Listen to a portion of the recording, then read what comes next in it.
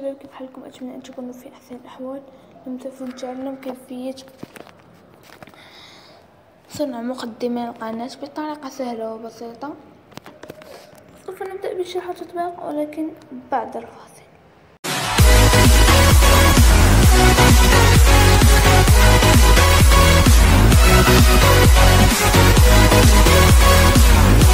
نحن يا شباب عدنا لكم من جديد. الآن دعونا نبدأ بشرح التطبيق. أول حاجة يجب أن يكون عندنا تطبيق كين ماستر. التطبيق نضغط عليه وندخل وننتظر. بعدها سوف نضغط على الدائرة البرتقالية، نضغط على بروجي فيد أو مشروع فارغ، وبعدها نضغط على نافيكا ميديا ونختار الفيديو.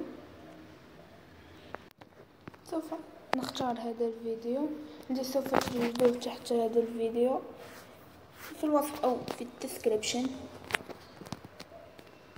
من الفيديو.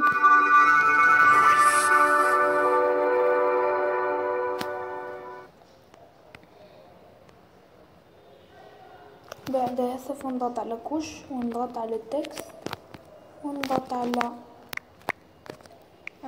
نكتب اسم القناة الخاصة بنا، مثلا القناة الخاصة بي.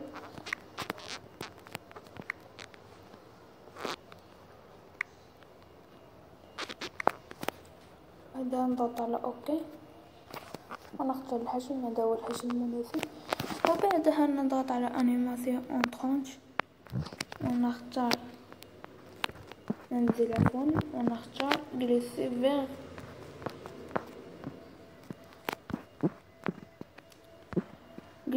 فيغ لا droite. وهنا نختار السرعة. أنا سوف أضعها عادية، من الأحسن أن تضعها عادية. بعدها نضغط على علامة التب ندورة.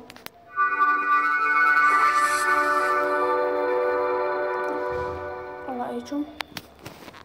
وبعدها نختار هذه العلامة.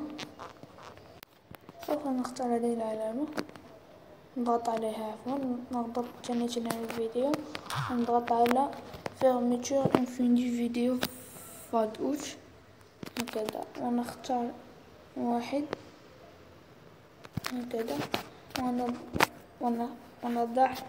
نضغط على علامة تم نضغط.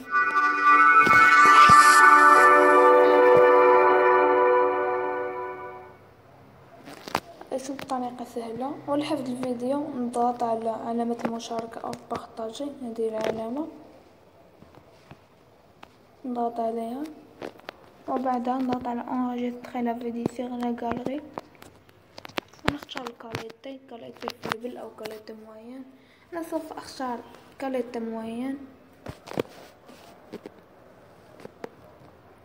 وننتظر.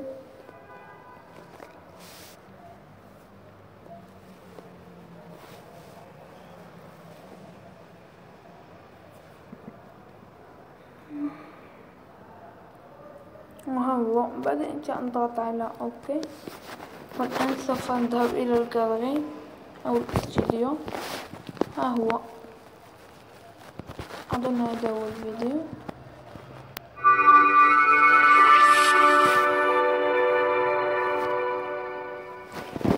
رأيتم يا شباب، طريقة سهلة جدا وهذا كل ما كان عندنا اليوم. أتمنى أن تضغطوا لايك والاشتراك في القناة تشجيعا لنا نشر مزيد إن شاء الله. إلى اللقاء في فيديو قادم.